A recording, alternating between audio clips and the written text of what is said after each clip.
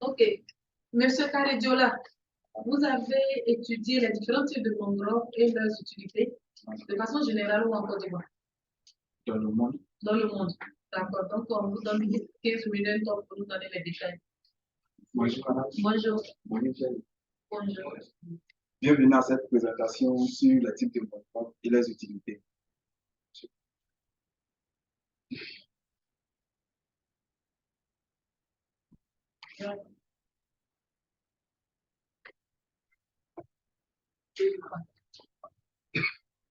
Au cours de cette présentation, nous allons voir, nous allons d'abord voir l'introduction, la question centrale autour de laquelle j'ai mené mes recherches, les objectifs, je vais présenter la méthodologie, les résultats composés de quelques mangroves et je vais présenter.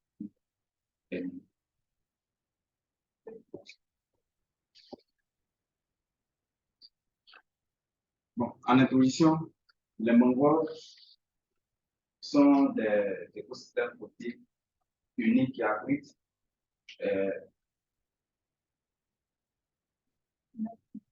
qui abritent, les mangroves sont des écosystèmes côtiers qui abritent une importante biodiversité et offrent de nombreux services écosystémiques.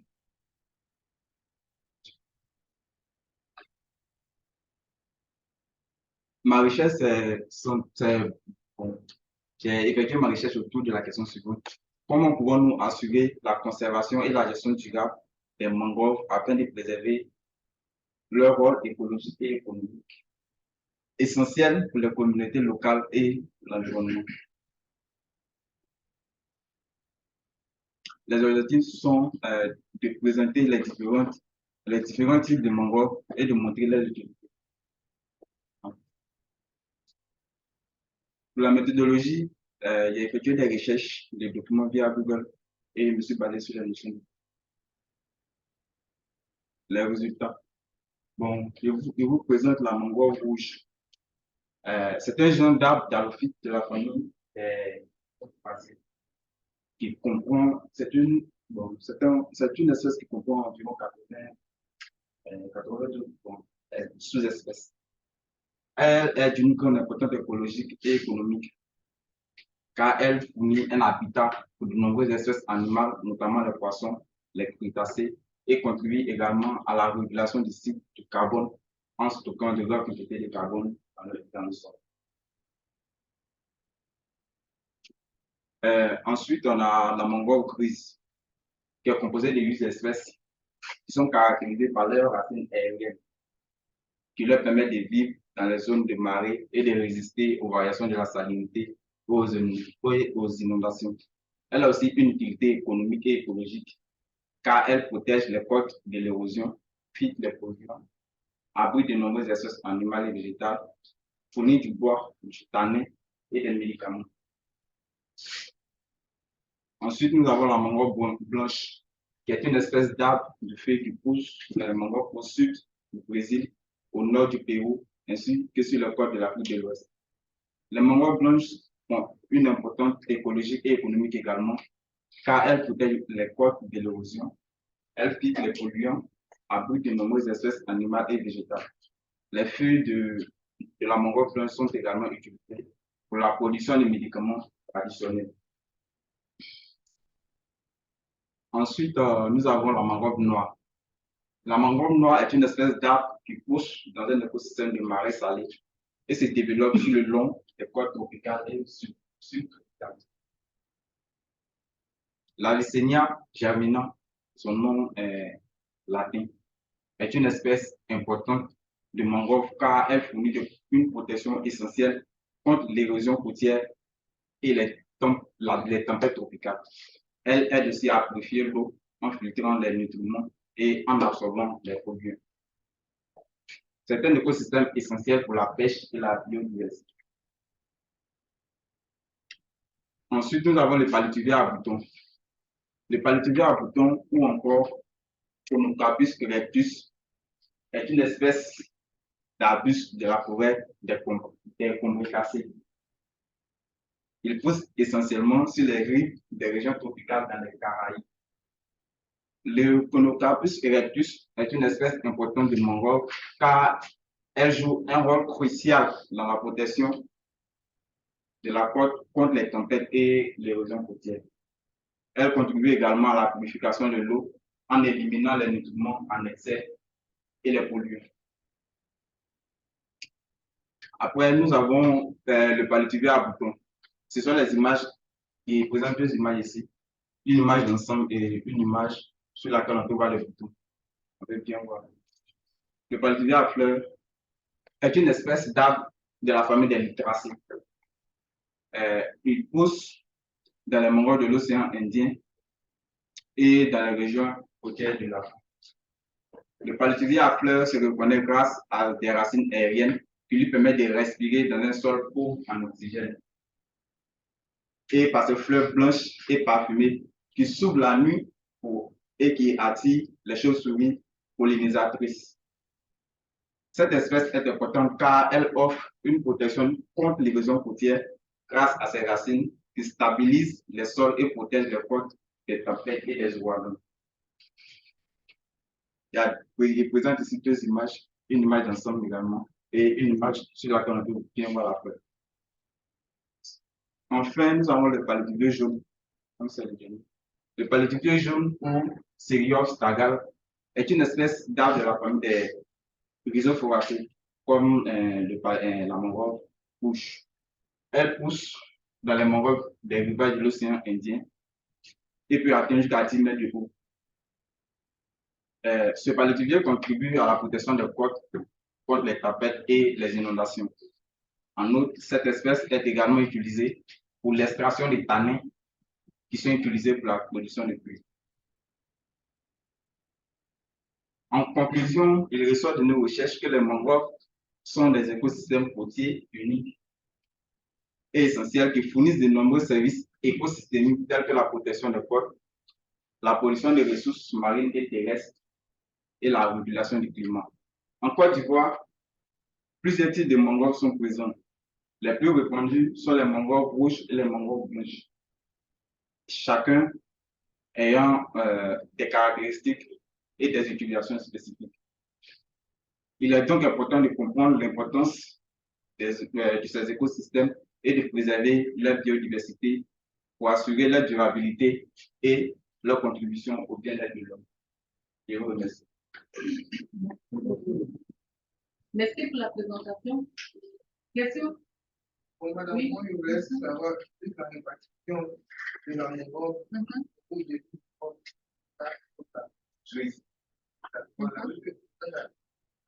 la répartition. La mangrove rouge. En tout ça, on peut jouer ici. Il y a la mangrove rouge en peu. Bon, sur le code de l'Afrique de l'Ouest. La mangrove rouge de l'Afrique de l'Ouest. Les distributions spatiales. C'est dans le monde. Les mangroves rouges reviennent sur le masque. Tu vois, les mangroves rouges sont caractérisés par les troncs. Les tiges sont rouges. Tu vois la couleur. Donc, les mangroves et puis les mangroves sont souvent caractérisés par soit les feuilles ou les fleurs, des produits qui sont ici. Bon, tu vois où on les compte. Les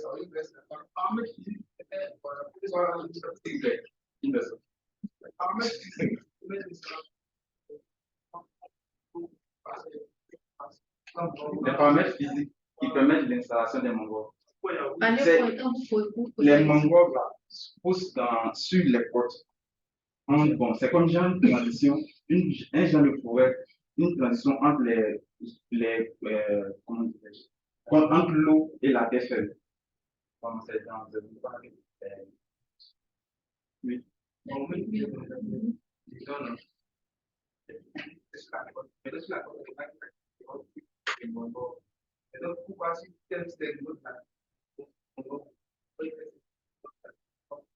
Bon, ça peut peut-être s'expliquer par le climat ou bien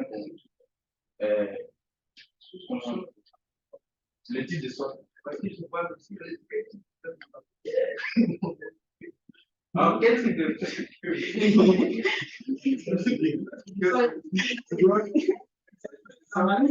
ça qui va vous demander. D'accord. Bon, les mangots rouges, bon, comme il y a beaucoup de mangots rouges en Côte d'Ivoire ici, j'ai dit que bon, ce sont bon, pour la Côte d'Ivoire ici. Bon, c'est pas bon. C'est pas bon. Ils ont ce quel type de sol? Ils ont ce quel type de sol?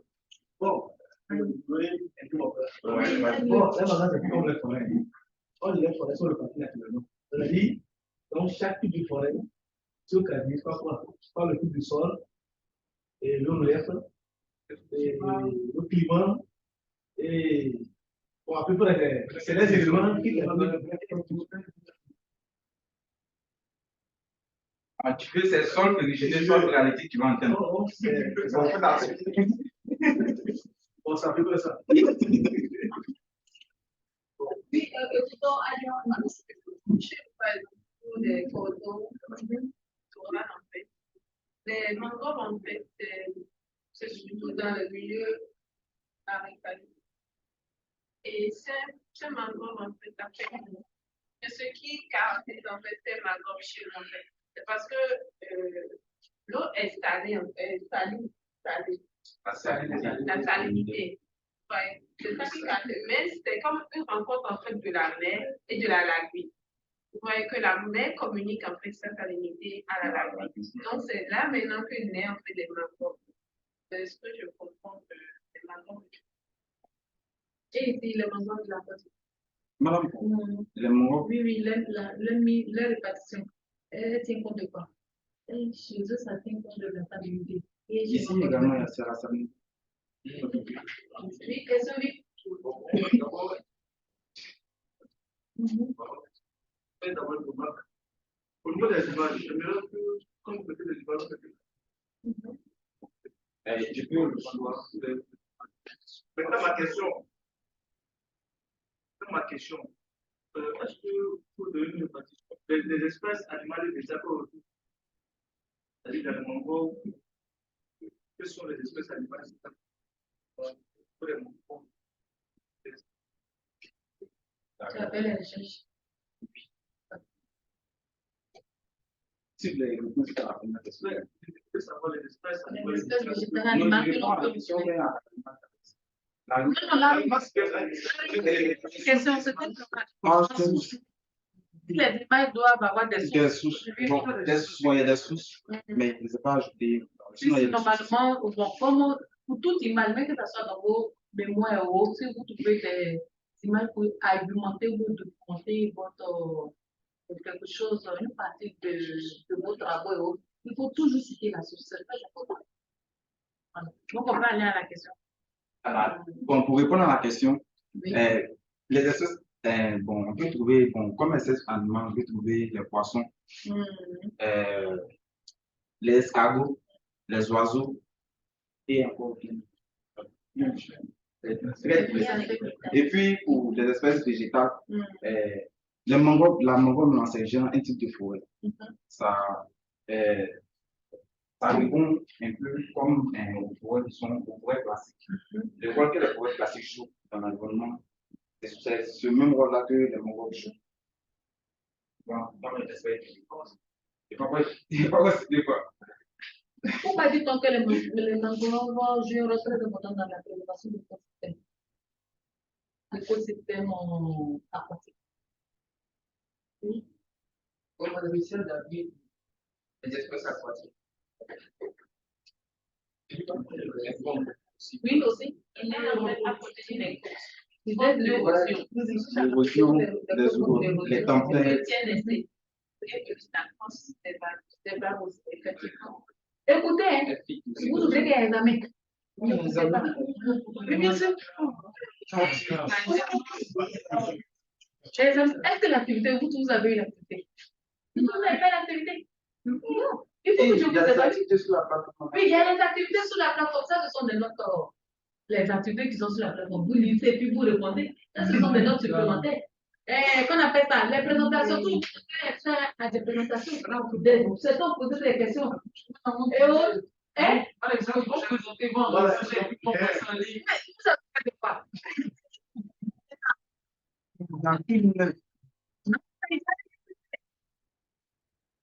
À propos de ça, même ceux qui sont en ligne et puis ceux qui sont présentés, vous n'avez pas le même sujet. Parce qu'en présentiel, vous allez vous asseoir pour rédiger. Ceux qui sont en ligne vont faire pour en ligne. Madame Chiffrey. Oui, c'est fait. C'est dit comment suivre l'ordinateur, si vous faites ça, c'est dit. Et puis, qu'est-ce qu'on fait ça? Ce n'est pas en ligne. C'est dit en ligne, c'est-à-dire que vous n'êtes pas assis chez vous, en fait. Vous êtes en présentiel et vous avez votre ordinateur. Non.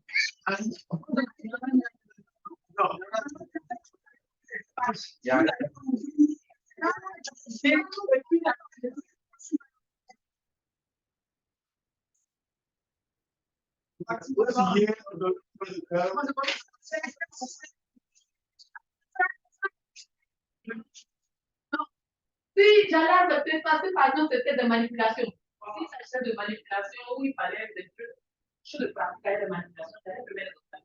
Mais pour vous, c'est un sujet écrit sur table.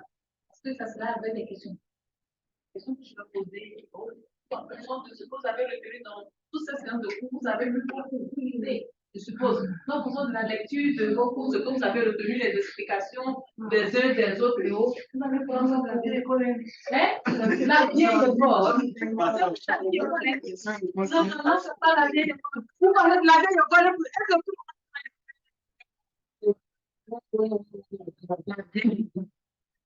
Que la vieille école, tout le temps que la vieille école revienne. On a pourquoi fidèle. De quoi concernant quoi? Ah, l'image, d'accord, je viens. On a fini? On a fini avec lui? Madame, ça va? Oui, c'est bon, c'est bon. En grosso modo, on met les étudiants qui doivent faire la présentation, la présentation sur les satellites. Je remercie tous ces étudiants qui ont fait les différentes présentations sur les différentes formations végétales. Donc, on a parcouru un peu les différentes formations végétales. Pas elles toutes, mais ce qui nous concerne. On les a parcouru un peu. Et donc, je vais vous poser des questions. Et je vais vous demander, est-ce que vous avez encore des questions que vous voulez savoir? Sinon, moi, j'ai une question à poser. Par exemple, comment maintenir la dynamique des zones savanicoles? Comment conserver l'écosystème là? Comment maintenir la dynamique des zones savanicoles? Parce que les espèces forestières, les espèces qu'on retrouve en forêt, on ne les retrouve pas en zone de savane. Ils sont très différents. Donc, comment peut-on maintenir cette dynamique-là?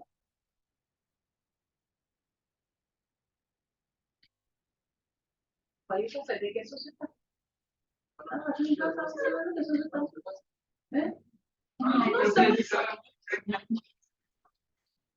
Pourquoi? Quel facteur, par exemple? Oui, il y a un facteur climatique qui joue, mais il y a un élément qui est très important pour la conservation des zones savanicoles. On dit savane. Oui, allô, oui? Allô? Oui, tu as la réponse? Votre question là, nous n'avons pas bien saisi. Hein, j'ai dit. Oui? Comment peut-on maintenir la dynamique des zones savanicoles? C'est-à-dire la conservation de l'écosystème dans ces zones savanicoles. Comment maintenir cette dynamique-là dans les zones savanicoles? C'est une question générale. Celui qui trouve les plus. Madame, la dynamique dans quel sens? La dynamique, ça dit, la dynamique dans tous ces sens, c'est quand on prend la savane. Quand est-ce qu'on peut dire qu'on peut toujours parler de cette savane et cette savane reste toujours savane sans qu'elle ne se convertisse en autre chose, sans qu'elle devienne autre chose, elle demeure toujours savane. C'est de cette dynamique-là que je veux parler. C'est-à-dire qu'elle garde toujours ses caractéristiques de savane. C'est bon? Bon, madame, selon moi, oui, d'abord, c'est qui parle? c'est Gagné Begré Jean-Claude. D'accord, oui, selon toi. Oui, d'abord, il faut la préservation de la biodiversité Oui. à travers des actions de sensibilisation, Mhm. parce qu'aujourd'hui, les différents types de végétation sont sujettes à la dégradation, surtout à travers les activités agricoles. Mhm. Voilà, donc pour la prévention,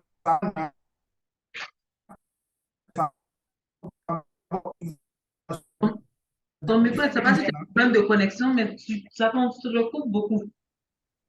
Tu dois avoir un problème de connexion un peu. Ça s'entend. allô? Oui, allô, oui. Oui, Euh, allô?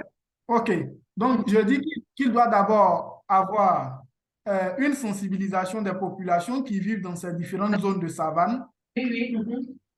oui, sur la préservation de la biodiversité, En c'est-à-dire de mode de continuer. l'environnement. En mode de continuer, qu'est-ce qui peut perturber la biodiversité dans ces zones savanicoles? Pourquoi cette sensibilisation? Quelle Ok, action humaine qui peut oui, influencer la biodiversité dans ces zones savanicoles ou qui peut faire quelque chose? oui, tout à l'heure, j'ai dit que la principale activité, c'est l'activité agricole. Activité agricole. Nous avons l'activité agricole, mais en zone de savane en Côte d'Ivoire, nous avons aussi l'élevage Mhm. qui, l'élevage aussi qui impacte aussi les savanes. Mhm.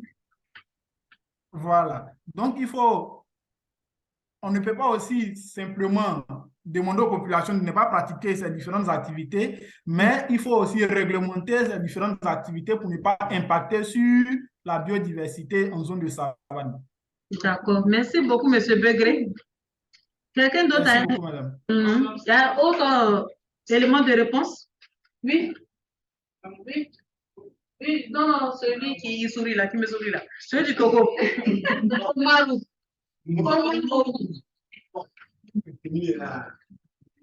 Mhm. Mhm.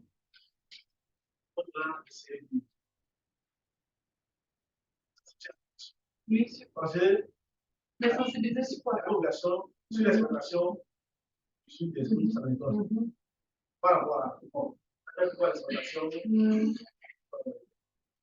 bon, on peut dire, sur l'alimentation, Mhm.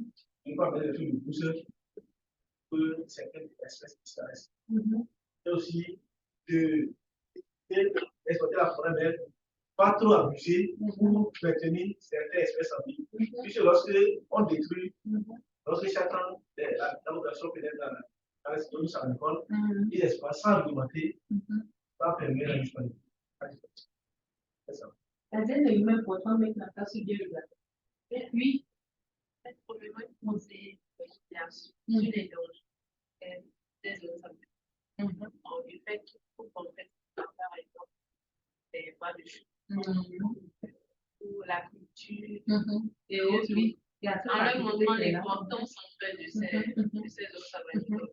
Et maintenant renforcé par une politique de demander au gouvernement en fait une politique qui pourrait en fait prendre en compte ce volet et pour qu'il y ait une gestion durable en fait.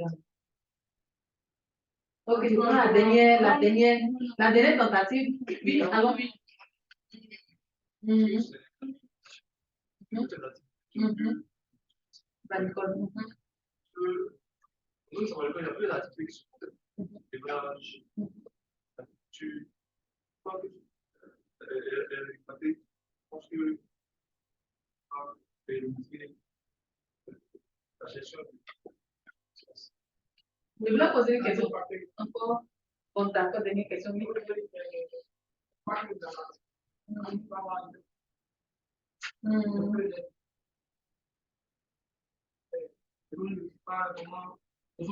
en période sèche, peut avoir des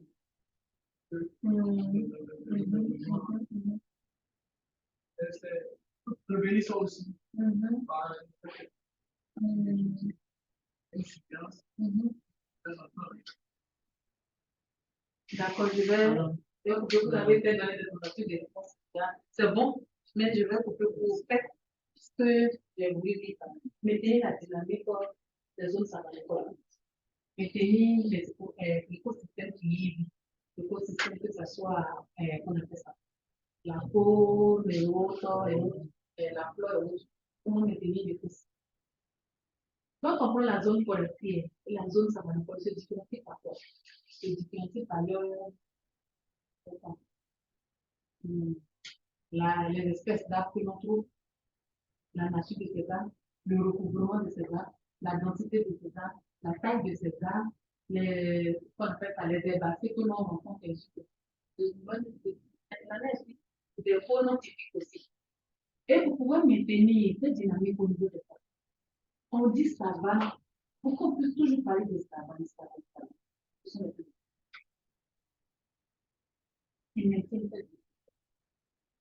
Mais cette dynamique est maintenue avec le feu de brousse, mais de façon réglementée. Donc, c'est fait de votre tentative de réponse de la tête, mais de façon réglementée. C'est-à-dire qu'on ne peut parler de savane lorsque il y a et ces feux de brousse maintiennent cette savane. Quand il n'y a pas de passage de feu de brousse, c'est-à-dire si on interdit par exemple le passage de feux de brousse dans une zone qu'on a délimitée, une zone savanicole qu'on a délimitée, plus de feux de brousse dans cette zone, et qu'on laisse le milieu de façon naturelle, tel qu'il est, plus d'influence, plus de pression humaine, c'est-à-dire agricole, quoi que ce soit, plus de pression, pas de feux de brousse. Petit à petit, vous allez voir que cette savane va commencer à changer de statut. Va commencer à progresser de façon positive et non pas négative. Positive, c'est-à-dire, je vais dire, vers le recouvrement des arbres et la densité des arbres. Vous allez voir que cette savane commence à changer petit à petit qu'on appelle ça, d'aspect. Au point où un jour cette savane sera appelée forêt claire.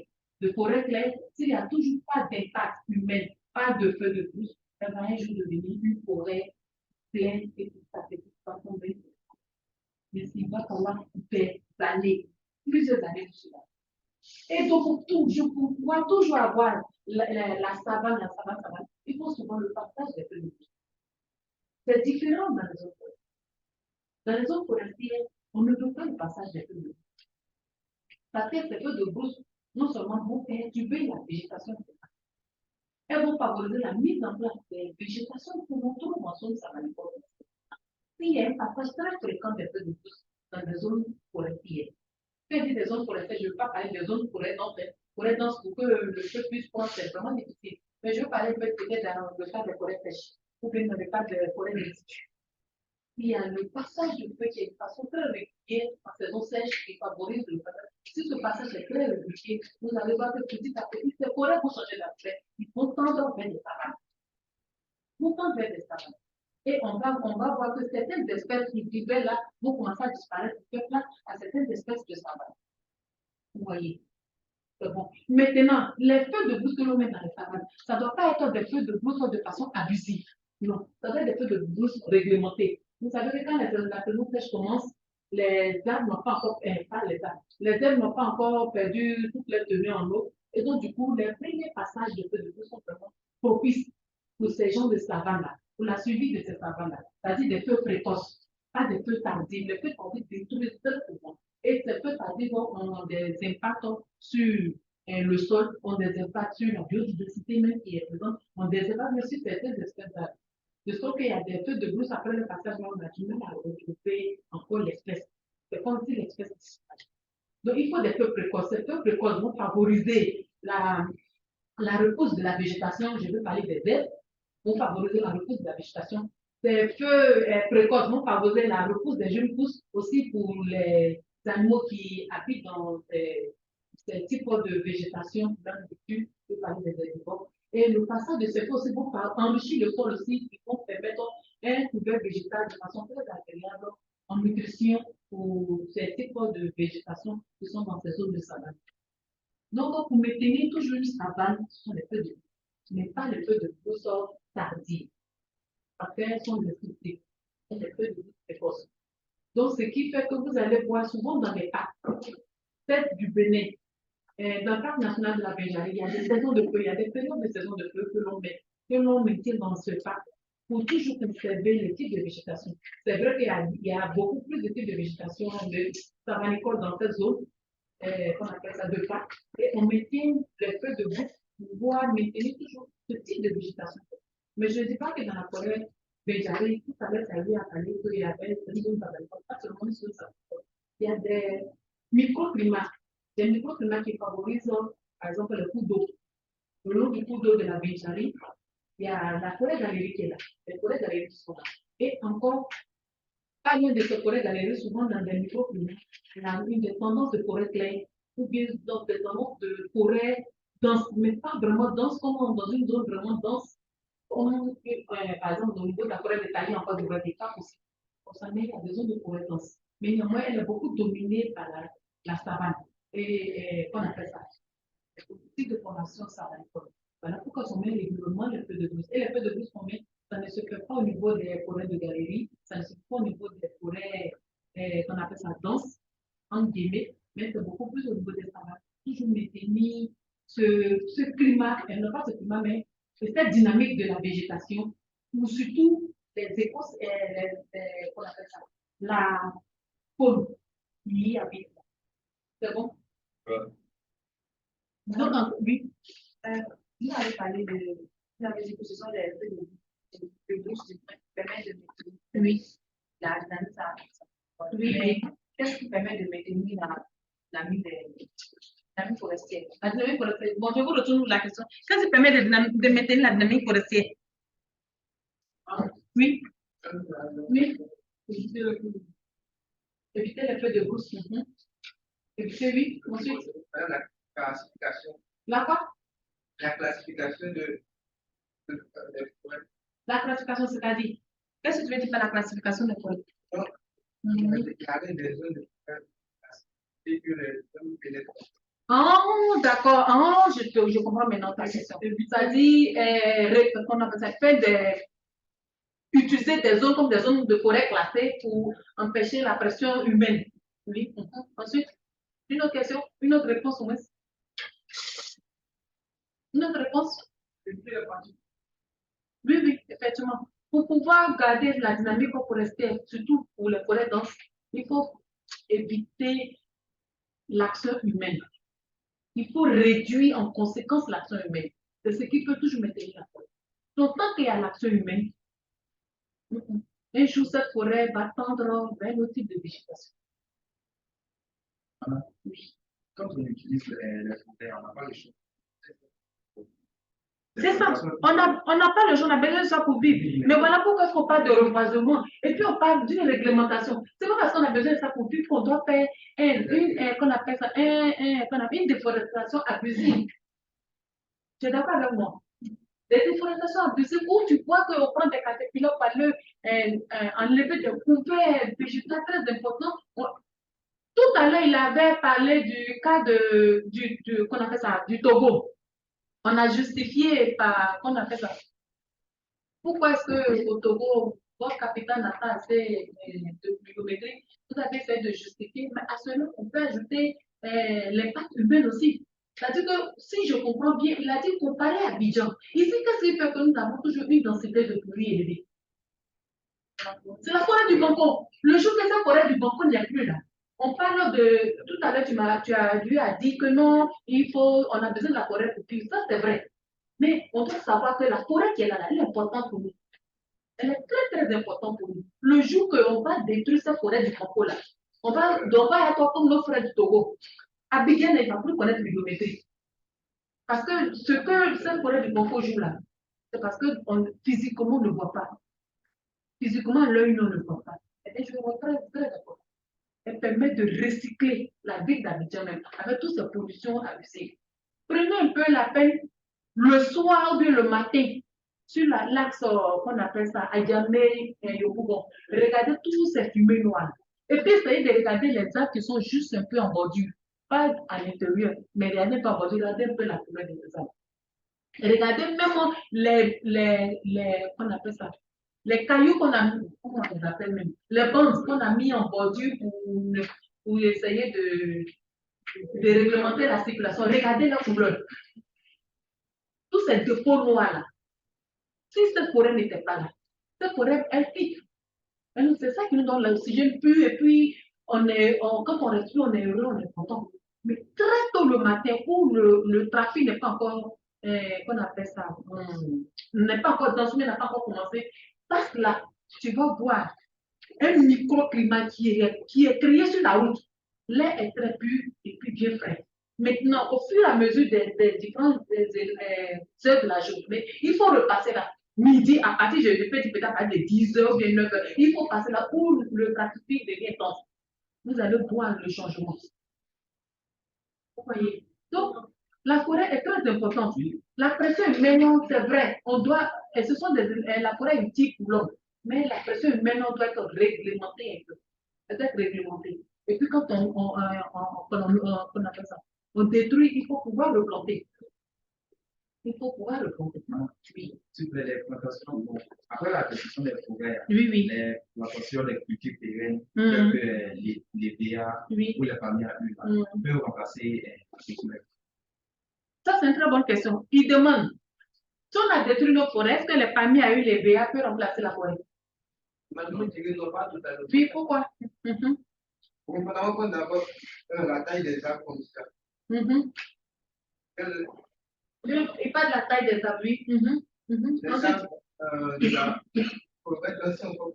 Une autre. Il faut la physionomie. Lui parle de la physionomie de quoi? Des arbres et autres. Des espèces. Il y a la morphologie aussi. Des arbres. Ensuite, le microclimat, c'est aussi. Même si on a détruit une forêt, on a planté des palmiers. On n'est pas appelé ça forêt des palmiers. Ça peut pas constituer la forêt. Et puis, le climat qui existait dans la forêt qui était là, elle a été détruite. Même si elle est palmier, on ne peut pas avoir le même climat. Ce n'est pas possible. À cause des espèces de palmiers, à cause de la morphologie, à cause de la physionomie, à cause de. Dans la forêt, on a une diversité. Et chaque jour des rôles très importants. Et il y a la taille, il y a la physionomie, il y a la morphologie. Tout cela joue un véritable. Cette diversité joue un rôle. Mais si on a une forêt de TVA, une forêt de palmier, une forêt de, je sais, cacao, ça ne peut pas remplacer. Ça ne peut pas remplacer. Oui.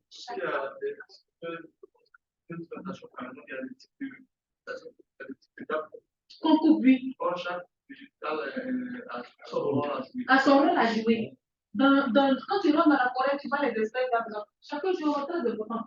Et c'est tout ce travail d'ensemble-là qui forme vraiment, qui forme une dynamique, un bon environnement quand on est dans la forêt, on est heureux. Mais chacun joue un rôle. Quand vous êtes différent, mais chacun joue un rôle.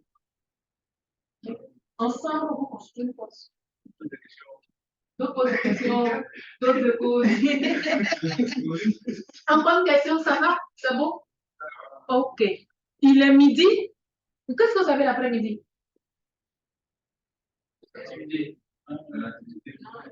Attendez, j'ai fait pause d'abord avant de vous demander bien. Voilà. D'accord. Vous êtes en ligne, donc on a changé un peu un petit programme avec Dibi. Docteur Dibi va vous prendre demain à partir de 9h. De 9h à midi, c'est ça. Demain matin. Et puis moi, je vous prends le jeudi de 9h à midi pour terminer avec les satellites. C'est bon? En ligne, c'est bon? Oui, c'est bon, madame. D'accord, donc jeudi, nous avons bon. Vous avez cours avec Dibi de 9h à midi. C'est le petit changement qu'on vient de faire. Donc, retenez ça. Ok, oui. J'aimerais savoir si les sujets que vous mettez là constituent une note. Oui, ils constituent une note. Mais madame, c'est moi qui fais les notes. C'est ce que j'ai. C'est notes. C'est pas plus de notes. Non, il aura sujet sur table. Il aura sujet sur table. Vous participez, non? Vous participez, je vous regarde, je vous écoute. Pourquoi j'ai mon bic rouge? C'est pour tout ça là. Vous participez. Il y a d'autres qui font les présentations. Quand vous posez des questions, il y a d'autres aussi qui essaient de donner des réponses aux questions, tout ça. Ce n'est pas chose. Celui du bout là, comment il s'appelle? Oui, toi. Ndoumi. Attends, il y a des noms que je vais écrire. Ndoumi. Oui. Le. Yahoo, toi, Yahoo, non, c'est vrai que Georges Philippe. JP. D'accord.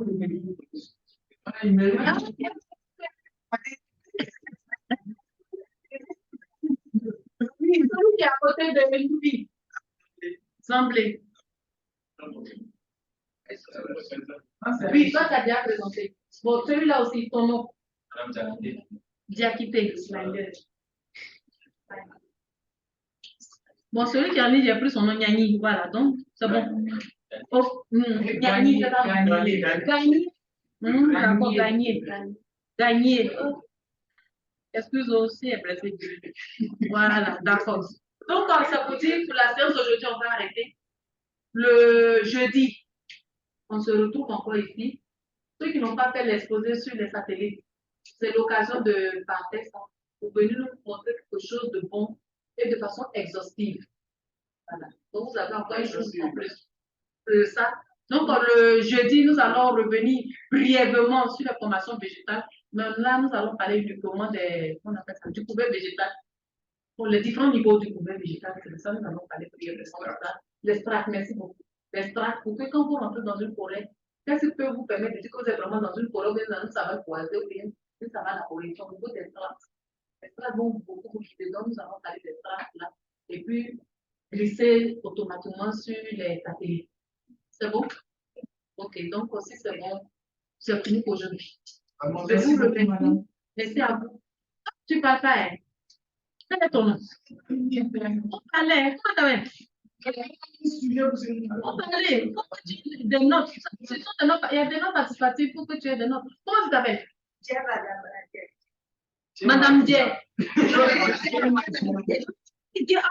Madina. Madina, on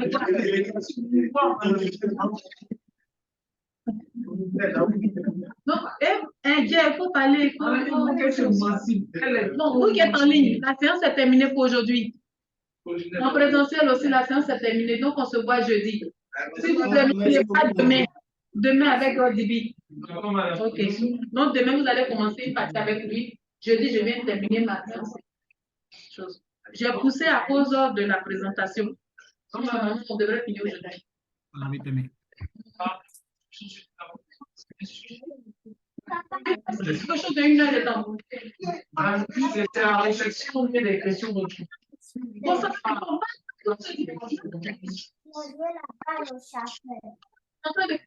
des questions pour répondre. Vous avez fait des présentations, non? Vous avez fait, certains éléments sont venus avec l'équipe. J'ai fait exprès de lui poser des questions, vous avez essayé de répondre. Si aujourd'hui je vous demande quelle est l'utilité des mangroves, qui ne connaît pas l'utilité des mangroves? Qui ne connaît pas l'utilité des mangroves ici? Donc, ce sont des questions de trucs comme ça. Ça pour faire une synthèse.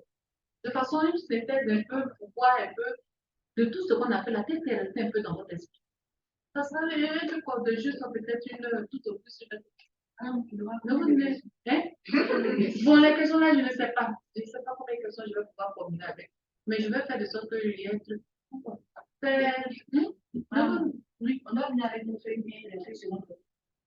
Je vais voir avec qu'on appelle ça le secrétariat qui peut vous donner des feuilles blanches, des feuilles rames. Est-ce que le sujet vont tirer pour vous donner, s'il peut vous donner des feuilles rames. Là, vous allez écrire. Maintenant, vous qui êtes en ligne, je vais réfléchir sur votre sujet pour vous donner. Vous êtes en ligne. C'est compris pour ce. Donc, je vais réfléchir à ça et puis je vais donner. Donc, si vous devrez composer, ça sera probablement le lundi. On dit quand vous composez, c'est